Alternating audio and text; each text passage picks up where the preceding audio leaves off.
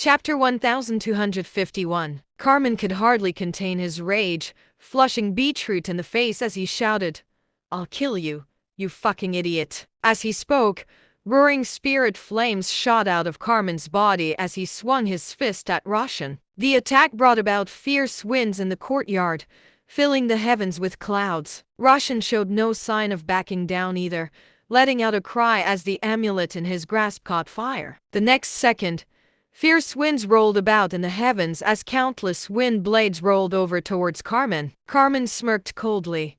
His sword exploded with a sword aura that was several meters long, slashing through the wind blades while heading for Roshan. Roshan took a step backward as he waved his hand.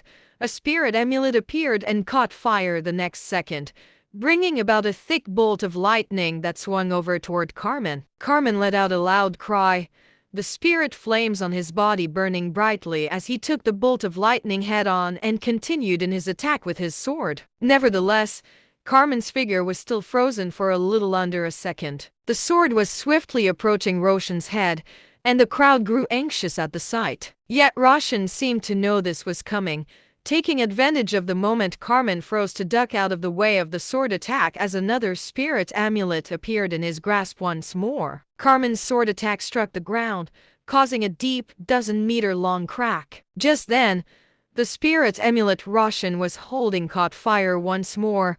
A spirit spear appeared, hurtling toward Carmen's chest. Carmen struck the spear and broke it in half with his sword, lunging for Roshan once again.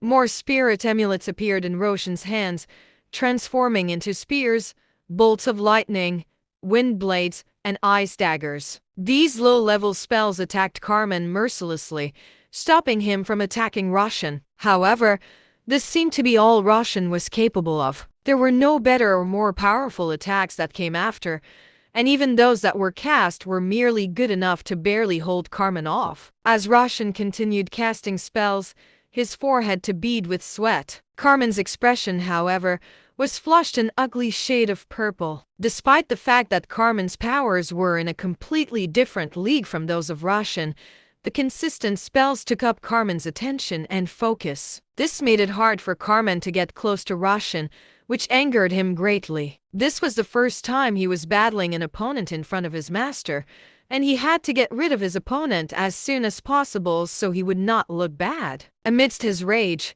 Carmen let out a cry.